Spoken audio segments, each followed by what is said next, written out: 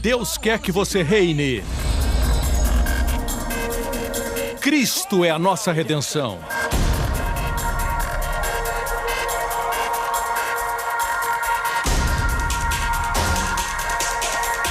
Deus é justo e faz o pecador justo.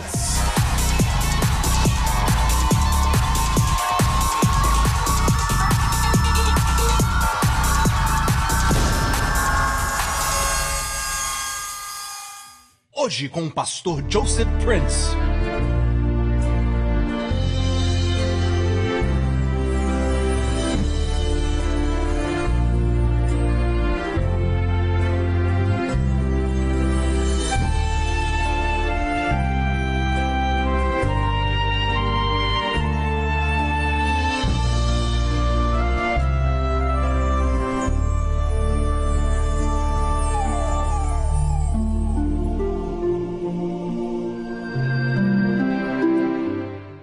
Olá, eu sou Joseph Prince. Eu estou na antiga cidade de Betsaida. Como pode ver, só estão as ruínas. E por que isso aconteceu? Betsaida é uma das cidades que o Senhor Jesus realizou grandes milagres. Ele a agrupou a mais duas, Cafarnaum e Corazim. Vou ler para você uma passagem que nós não escutamos com frequência. São os ais do Senhor Jesus. Você precisa entender, antes de lermos Mateus 11, em Mateus 10, 11 e 12, nós vemos a rejeição de nosso Senhor Jesus Cristo. O Evangelho de Mateus foi escrito para os judeus. A Bíblia nos mostra em Mateus a genealogia de Jesus, no capítulo 1, e demonstra que Jesus tem direito ao trono de Davi, que Deus restaurará. A primeira vinda de Jesus foi para a casa de Israel. Sim, ele veio para salvar o mundo, mas sua primeira vinda, como disse aos seus discípulos, eu fui enviado para a casa de Israel. Ele disse aos seus discípulos e evangelistas que tinham que ir primeiro para a casa de Israel e não para o caminho dos gentios, mas deviam ir primeiro aos judeus.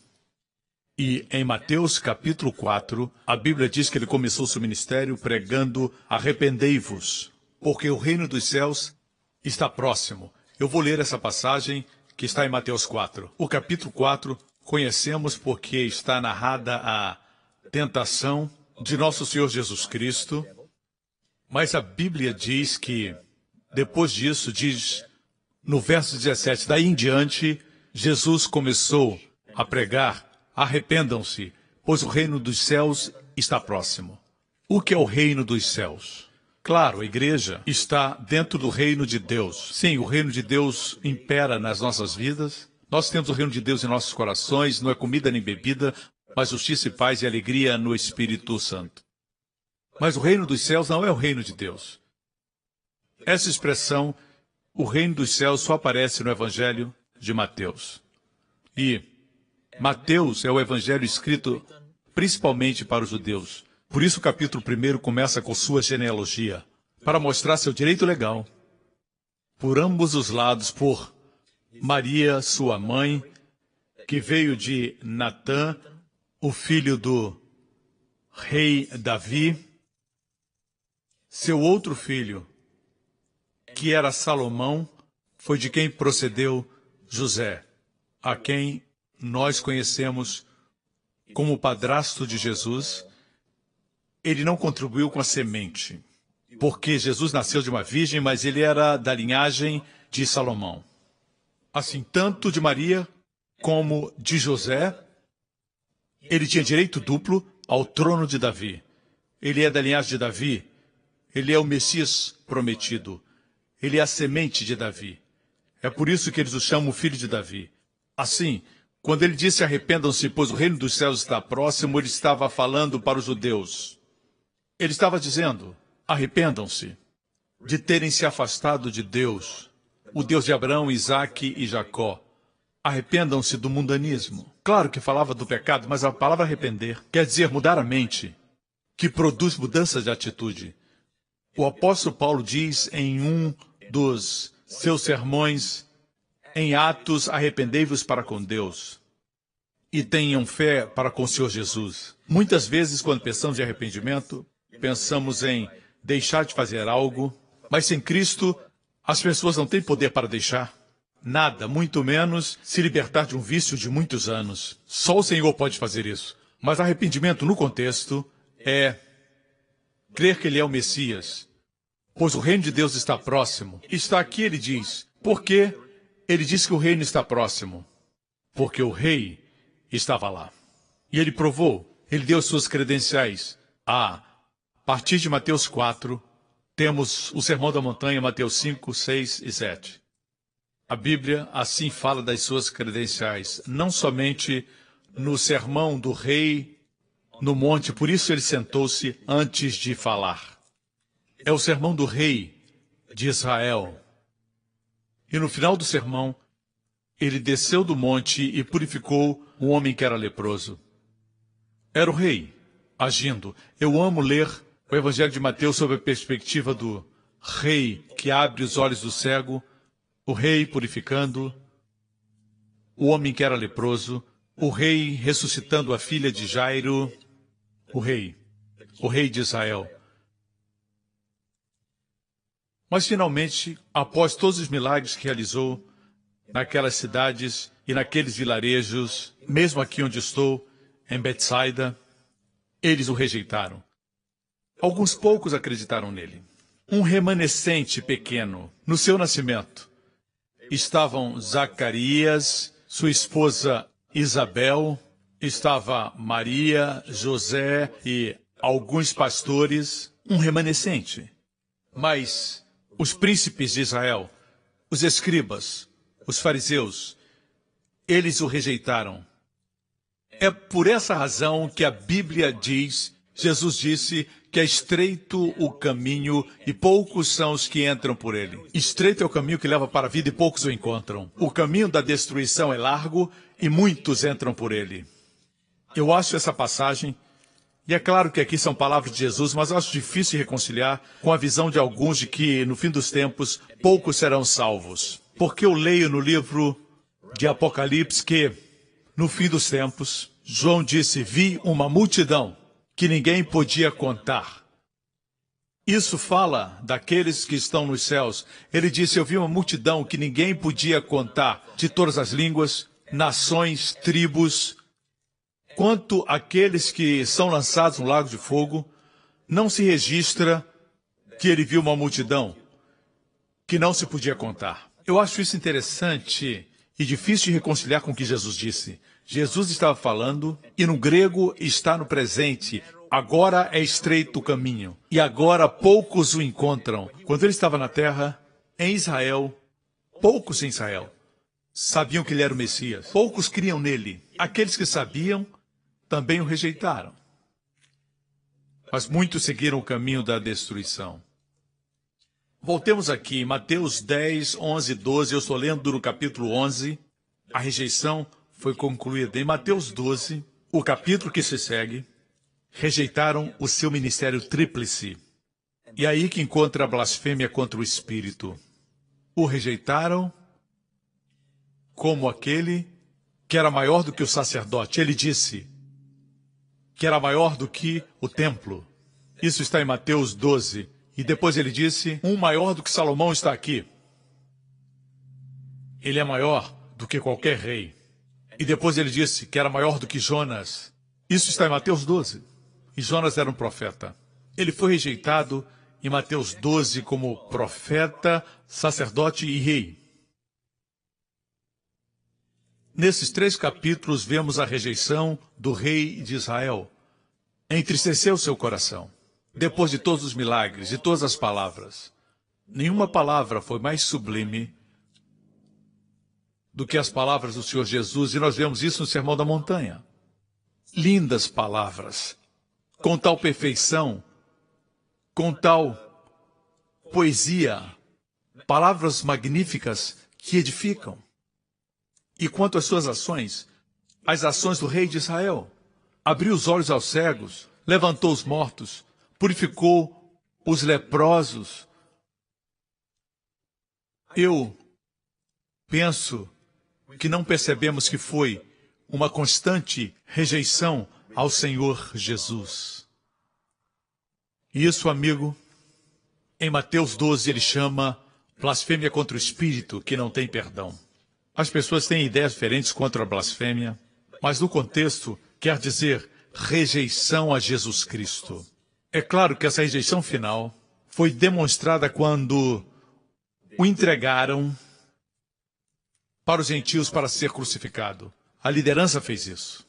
Eu quero afirmar que Jesus Cristo não veio para ser assassinado. Eu não gosto da expressão assassinado, porque ele disse, ninguém pode tirar minha vida.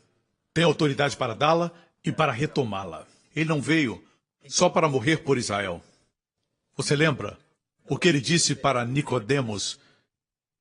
E Nicodemos era o mestre em Israel, um rabino dos rabinos.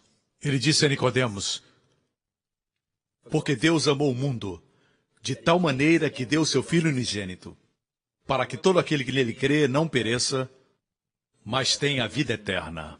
Não somente amou Israel, mas amou o mundo. Mas, amigo, ele veio primeiro para Israel, para cumprir as promessas para os pais. E observando aqui, em Israel, na cidade de Betsaida, onde realizou tantos milagres, perguntamos, por quê? Porque está tudo em ruínas. O que aconteceu a essa cidade de Betsaida? Está em ruínas. E Cafarnaum, se você visitar Israel e for a Cafarnaum, verá ruínas. E Corazim, lá tem uma sinagoga que também está em ruínas. Mas Tiberíades, essa cidade existia no tempo de Jesus, mas não existe registro dele realizando milagres. Essa cidade ainda existe até hoje. Mas Betsaida, Corazim e Cafarnaum não existem mais. Restam somente ruínas. Mas em Tiberíades, ele não realizou grandes milagres. Eles não o rejeitaram. Quem recebe a luz, amigo, tem responsabilidade. Onde o amor e a graça são demonstrados, existe responsabilidade. Responder à graça. Amém? Essas cidades não fizeram isso. Como vou ler agora? Neste capítulo, Jesus usa duas palavras que nunca havia usado antes.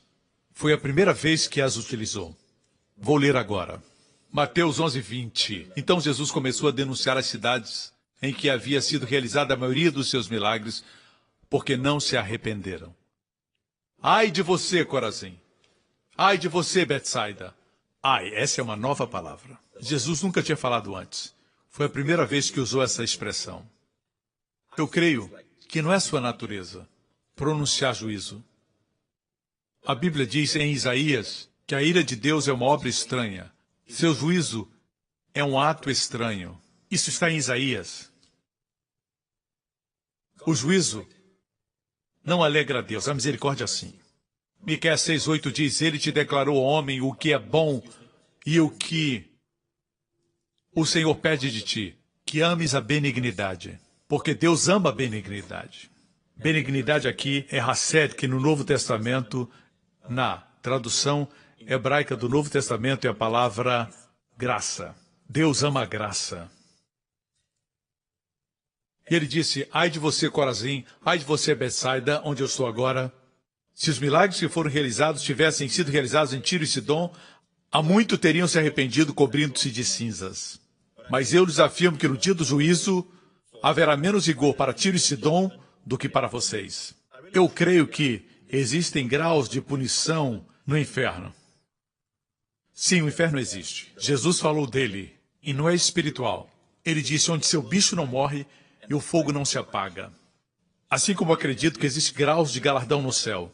Diferentes posições. Sim, no céu ninguém vai se sentir triste. É um lugar de perfeita felicidade. Mas creio que tem graus, como vejo nas Escrituras. Uns no inferno vão receber poucos açoites, outros muitos açoites. É um lugar de sofrimento. O céu, porém, é um lugar de perfeita felicidade. Mas teremos graus de galardão e graus de bênçãos. Ele disse, haverá menos rigor para Tiro e Sidom do que para vocês, Betsaida e Corazim. Se os milagres que foram realizados entre vocês fossem realizados em Tiro e Sidom, já teriam se arrependido, cobrindo-se de cinzas. Mas eu lhes afirmo que no dia do juízo haverá menos rigor para Tiro e Sidom do que para vocês. Se refere a Betsaida e Corazim, a outra cidade. E você, Cafarnaum? Cafarnaum não está distante daqui. E você, Cafarnaum, será elevada ao céu e descerá até o Hades. O que quer isso dizer? Quando Cafarnaum foi exaltada, quando o rei estava lá, foi lá que ele ressuscitou a filha de Jairo, curou o servo do centurião. Amém. Foi lá que a mulher do fluxo de sangue foi curada. Lá ele expulsou os demônios daquele homem na sinagoga. Ele disse, você foi levado ao céu porque o rei estava lá, mas descerá até o Hades.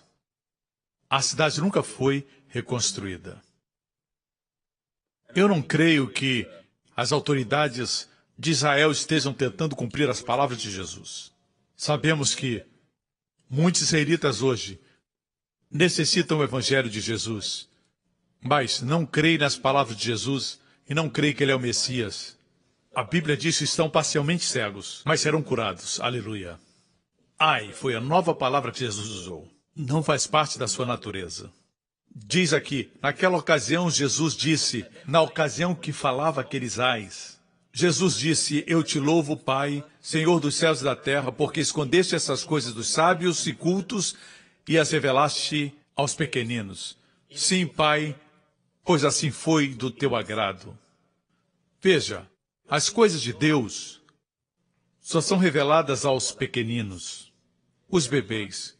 Como é um bebê? Um bebê confia. Se um estranho chegar para levar um bebê, ele vai permitir que ele o faça. Os bebês confiam na mãe. A mãe pode deixar o bebê cair. O bebê confia. Confiar faz parte da natureza dos bebês.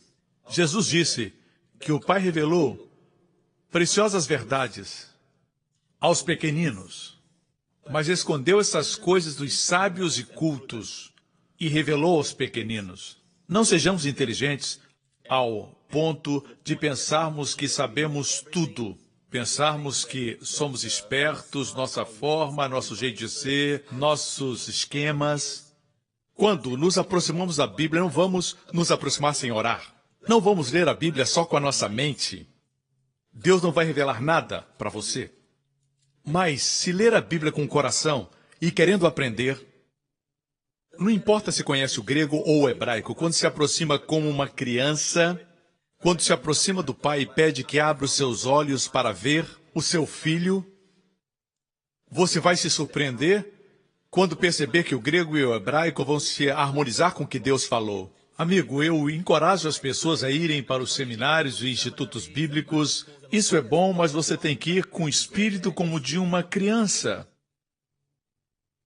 E não ser como os fariseus que achavam que conheciam a Bíblia, e o Senhor disse, conhecerão a verdade, e a verdade libertará vocês.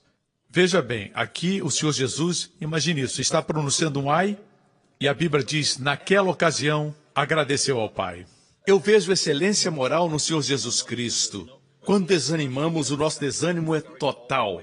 Mas quando Jesus estava triste, ao mesmo tempo ele glorificava o Pai. É linda a plenitude do seu ser. E ele disse, todas as coisas me foram entregues por meu Pai, ninguém conhece o Filho senão o Pai, e ninguém conhece o Pai a não ser o Filho, e aqueles a quem o Filho quiser revelar. Eu oro a Deus, e quando abro minha Bíblia, digo, Senhor, revela o seu Filho para mim. Amém? Não é a vontade do homem, mas a vontade de Deus. E temos que pedir a Ele como uma criança, ensinável, confiante. Quero concluir falando como o Senhor terminou esse discurso. Ele disse assim, venham a mim, todos os que estão cansados e sobrecarregados, e eu lhes darei descanso. Tomem sobre vocês o meu jugo e aprendam de mim, pois sou manso e humilde de coração, e encontrarão descanso para as suas almas, pois o meu jugo é suave e o meu fardo é leve. Aqui está a próxima nova palavra. Venham. Ele nunca tinha usado essa palavra. É a primeira vez que ele usa essa palavra, venham. Ou seja, entre aqueles que não acreditavam nele, entre aqueles que o rejeitaram, venham. Todos vocês que estão cansados e sobrecarregados. O que é isso? Esse cansado não é o cansaço do trabalho, todos trabalhamos, mas aqui fala de tentar agradar a Deus. Cansados de tentar ser aceitos, cansados da lei. Ele disse, venham, e lhes darei descanso. Venham a mim todos que estão cansados e sobrecarregados. Ele tem descanso para você. Quando nos aproximamos de Jesus, recebemos descanso para a nossa consciência. Descanso do pecado. Existe outro descanso. Não um descanso dado, é um descanso encontrado. E eu vou concluir. Ele diz, tomem sobre mim o meu jugo e aprendam de mim, pois sou manso e humilde. O que aprendemos dele? Tome meu jugo como o jugo dos bois. Tomem meu jugo.